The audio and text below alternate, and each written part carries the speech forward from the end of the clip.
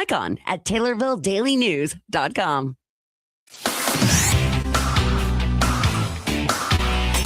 WTIM. Good morning, Central Illinois, and welcome to the WTIM Morning Show on your information station. The show is sponsored by People's Bank and Trust, where they put people first, and Landmark of Taylorville. I'm your host, Reed Kamai, and it's time for a monthly chat with the folks at the Taylorville Food Pantry. And I've got their co-coordinators with me in studio live right now, Amy Hagan and Pam Moses. Good morning to the both of you. Morning, Reed. Good morning. Yeah, no, it's good to see you both. And on this Wednesday morning here. So yeah, let's get right into it. I know you folks typically bring the numbers from the previous month, and what do you have for us? Well, numbers actually January and February were a little bit under our average in the high 380s, so just under 400. But we kind of know that in January, February, we missed days because of snow, weather, knowing a lot of our neighbors end up coming in by foot or bicycle or that type of thing. So, and don't want to stand out in the cold. So typical numbers are a little lower during the bad weather season.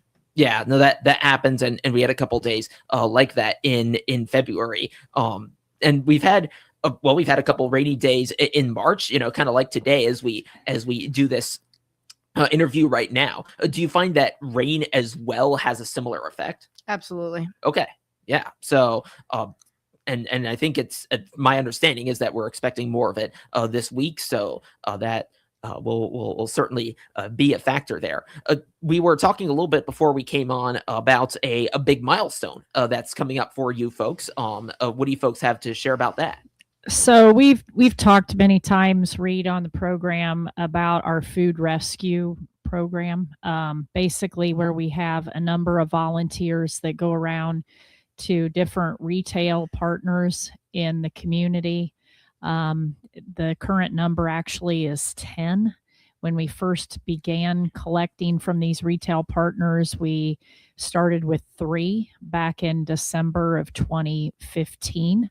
But now we've got 10 retail partners, and they range from who you would expect, like Aldi, Kroger, Walmart, Taylorville Food Center, but some that maybe wouldn't naturally come to mind who are equally as generous would be like Ron's Produce, McLean here in town, as well as CVS and Dollar General, both here and in addition to Edinburgh. And then we just recently, in the last 2-3 weeks, started a partnership with the local Starbucks restaurant. So anyway, in our first month with Starbucks, we've collected 150 pounds. And with the Edinburgh Dollar General, we collected 918 pounds in the first month of receiving donations from them. But like I said, we will reach our millionth pound of food collected from these retail partners later this month. For a program that's been going for basically, what would it be, 10 years and 10 years and 3 months, I guess. We will have reached our millionth pound milestone. And where I think that's significant is that many people who follow the issue of food insecurity realize that there's a good amount of food in this country that gets wasted. It never gets consumed. It goes to a landfill. Matter of fact, I'd be probably embarrass myself by not having the specific statistics, but we have a volunteer who used to work for the Illinois EPA, and if he were here, he would concur with the fact that a good amount of what is in our landfill is food waste, which is absolutely tragic when on the other side of the coin there's food insecure individuals. And so basically the food rescue program marries those two things. We have incredible volunteers that, regardless to the weather outside, they make the rounds every day except for, is it 2 days a week, Pam? We've got people going out. It's Wednesday and Sunday that we don't. Yeah, and they go around to these different retail partners and they take whatever's given to them. And then we weigh it in at the food pantry and we make records of that. Our retail partners receive a tax deduction for their donation. So that's a win on their part. And then we have volunteers back at the food pantry who go through these items and call out, the good food from the bad food. And the bad food ends up in kitty litter buckets and goes to feed hogs in the area. And then the rest of the food goes to our neighbors. And it's amazing just how full circle that entire process is. So it's a great thing to think that we've saved 1 million pounds from going to a landfill later this month. No, it's heartwarming to hear about that because of the issue of food insecurity and that it so heavily impacts so many people. You said 3 partners back in 2015, and now you're up to 10. So you've gained 7 of them since then. What's that process like with acquiring a partner and kind of making those negotiations? It's actually 11. We left out Angelo's Catering as well, but it's pretty simple process. They call us and tell us what it is that they're wanting to donate.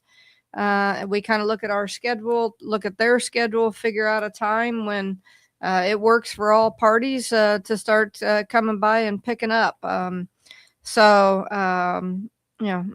Ron's Produce will kind of come both ways. They bring us some things that we purchase from them, and they'll drop off some stuff at the same time, or we'll stop by their place and pick it up. But the majority of them, we go when we pick them up multiple days per week. Some of them only 1 day a week, and just depending on the place, what they might have. So it might be bread, it might be buns. Somebody might have gotten a shipment in of potatoes, and there's one bad one in the bunch, and they toss the whole thing. So we throw out the bad, put out the good, and keep going. So a lot of times we'll repackage as well, because maybe it's a 10-pound bag of apples, and it's probably too much for one person to take. We'll put it in a typical 3-pound bag and then put it out the door. So a lot of it is also repack that we're doing with what's coming in, because it might come in bulk. Okay, so that's a part of it as well. So you picked up Angelo's, and how recently was that? That's actually been for a number of years at this point. Okay. So it's a hit and miss.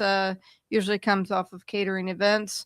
Sometimes they'll have stuff in their freezers that somebody special ordered. Then they didn't need as much. Nobody else had a use for that, and they'll push it our way. Sometimes it's from their tasting events, and they'll have bags, unopened bags of meatballs or whatever it may be.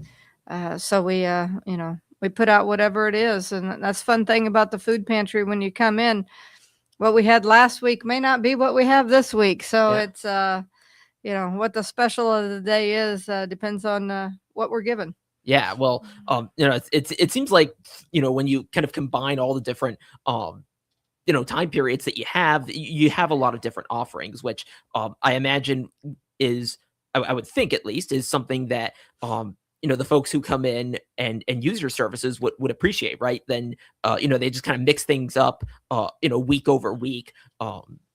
And it seems like you have reasonably healthy options as well. We were talking about that last month. So yeah, I would definitely say that it's fair to say there's variety. Never the same place twice, and also the fact that we do run a choice pantry, which is an important characteristic of our pantry, because we have a personalized shopping experience that individuals, our neighbors who come and receive services from us, they take exactly what they need, what they can use, and anything that they can't use, they leave behind on the shelf for the next person. And so it enables our limited resources to stretch even further to help more people, because we do run a choice pantry. Surprisingly enough, there are still pantries in this day and age that don't choose to run their operation that way. But, Pam and I chose a long time ago to get on the bandwagon of making the Taylorville Food Pantry a choice pantry. We were actually encouraged to do so by our partners at the Central Illinois Food Bank. And it's shown operationally in reducing our operating costs by offering a choice pantry experience. So that, I mean, that sounds like great on all fronts, right? So then, like the folks who come in have the choices, and it is more financially efficient for you folks. So yeah, it seems just really effective all around. One question about the milestone you were mentioning, and then we'll go to break. I think you had mentioned the Dollar General in Edinburgh, which, if I'm not mistaken, only just opened. So that had to have been a nice little bonus. You know, you add yet another a supplier there to your cause. Yes, absolutely. Whether it was just timing of getting their doors open and the supply that came in maybe didn't match up, but yeah, we were able to get quite a few gallons of milk that were brought in this past week, and we were excited to have it. Yeah, so you got more places to bring in more food for the folks who need it. That's Amy Hagan and Pam Moses, co-coordinators of the Taylorville Food Pantry. Let's take a break, and when we come back, we'll continue our discussion here on the WTIM Morning Show on your information station. Your information station, WTIM. Double your impact with sight and sound. Reach customers through our 6 regional radio stations, plus capture their attention with our 36 by 72-inch digital billboard right on Route 29 in Taylorville. That's nearly 11,000 drivers seeing your message every single day while they're already listening to your radio ads. Ready to maximize your reach? Call your regional radio account manager today and put your business in front of eyes and ears across Central Illinois. Regional radio is where your message gets noticed. The Lady Tornado basketball team are on 96.5 thechill.com again this season. Listen on air or online for Lady Tornado basketball and playoff games, brought to you by the Taylorville Community Credit Union, the Christian County YMCA, Burl Reynolds, and Scooters Coffee. The purple and gold are coming your way. The Taylorville Tornadoes are going to do it today. Hi, this is Jim Baker, Republican candidate for Christian County Sheriff in the March 17th primary, and I'm ready for this job on day one. I've served in law enforcement for 27 years. Now, as our Chief Deputy Sheriff, I'm running for sheriff to continue our important work of protecting our county. I'm a strong conservative who supports our constitutional rights and will work to keep our county safe every day. Again, I'm Jim Baker, and I would be honored to have your vote for sheriff in the Republican primary on March 17th. Thank you. Paid for by Jim Baker for Christian County Sheriff. Hi, this is Will Perkins with Taylorville Community Credit Union. 2026 is an exciting year at TCCU. We are building a new home office, upgrading our mobile app, and preparing to offer mobile check deposit, all to better serve our members. 2026 also marks our 70th anniversary. For 70 years, TCCU has been your local source for low loan rates, great deposit rates, and an organization proud to serve our local communities. Visit any of our convenient locations in Taylorville, Hillsboro, Litchfield, or Painter. You can also visit us online at tccu.org, member NCUA.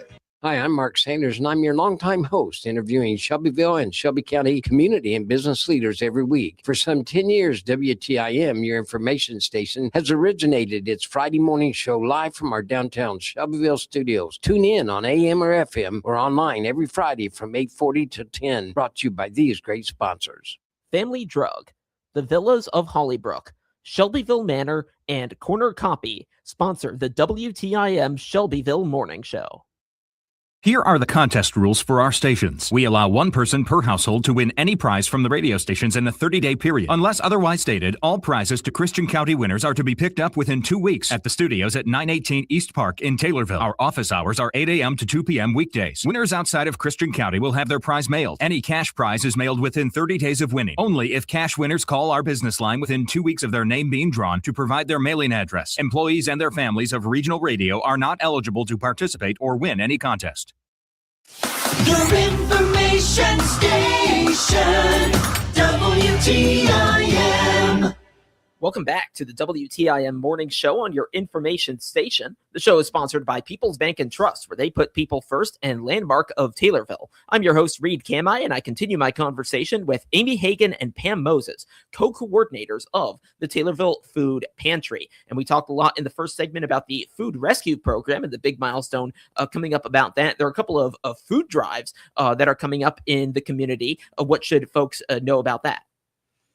Well, in March, we always have the Boy Scout food drive. They are usually found around town hanging bags on people's doorsteps and mailboxes, and they'll drop them off one week, pick them up the next, I think is how it usually goes. They don't hit the entire community. They kind of rotate through each year with a different area, so not everybody's being hit time after time after time. But if you don't get a bag and you want a bag, reach out to any of the Boy Scout groups or reach out to us at the food pantry. We'll direct somebody your way, or you can always just drop it off at the food pantry on that Saturday, which I'm not sure if it's like the second Saturday in March or the third Saturday in March. I don't have that date on that yet, but it's coming up here pretty quick, I'm sure. And so that's one food drive that's coming. They always do a great job and bring it in by the pickup load. And our second one is the letter carriers food drive. It'll happen Mother's Day weekend. And similarly to what Pam described, there'll be likely postcards put in your mailbox with an encouragement to put out your non-perishable food items on the doorstep. And then our letter carriers who, already have their hands full with all the daily mail and Amazon packages, they go one step further on that particular day and help and pick up food off the doorsteps, in addition to many retired letter carriers as well. They have a coalition of folks that kind of hit some of the rural areas and whatnot and pick up what's out there. But I think it's more than appropriate to give a shout out to Termite Durban and the folks at the Thunderbird Lounge, the friends of, because they always come through with some very incredibly generous financial donations. Pam commented during break that between these two drives, we will likely raise somewhere around 70,000 pounds. So by far, there are two largest community-based food drives of the year, and they're coming up in the next few months. 70,000 pounds. And I think about the 1 million pounds that you're going to reach from the food rescue program from all the suppliers. So, I mean, that's going to feel like a pretty amazing haul. Yeah, it absolutely does. And we ask our volunteers to stay after on those Saturdays to help us sort and put things away. And, it's a lot at one time. But again, there we go with variety. Our neighbors will receive access to foods that we don't normally stock. And people always ask, well, what can I give to the food pantry? And we've got lists out on our website. So. And the bottom line is, if you want it on your table, so does everybody else. Yeah, and I think having to you mentioned like the volunteers having to stay an extra hour sounds like a good problem to have if you've got all that food coming in. So no, happy for you folks and wishing you the best on that. I'll tell you what, we've got just over a minute to go. I know you folks were saying during the break that you wanted to talk a little bit about tours of the food pantry and that sort of thing. What would you like to share about that? Well, I just wanted to encourage the listening audience that if you have any kind of curiosity, or if you're overseeing an organizational group, social service organization that has interest in viewing our operation, either during operating hours or not, please come and make arrangements with us through our Facebook page, call one of the numbers on our website, and we're more than happy to host you and show you around. Yeah, and so an opportunity there to Yeah, to see the Taylorville Food Pantry, what they do in feeding the community. Well, I've been speaking with Amy Hagan and Pam Moses, co-coordinators of the Taylorville Food Pantry. Amy and Pam, thanks so much for coming in this morning. Thank you, Thank Reed. you, Reed. Yeah, it was great to talk to you too and hear about what's going on at the food pantry. And there's a lot that they've done, a lot to look forward to as well. Well, this is, of course, the WTIM morning show on your information station. Stay tuned, because in about 10 minutes time, we'll have another conversation for you, and that is coming up. The Big 870 WTIM Assumption Taylorville. 96.1 FM Taylorville. 107.5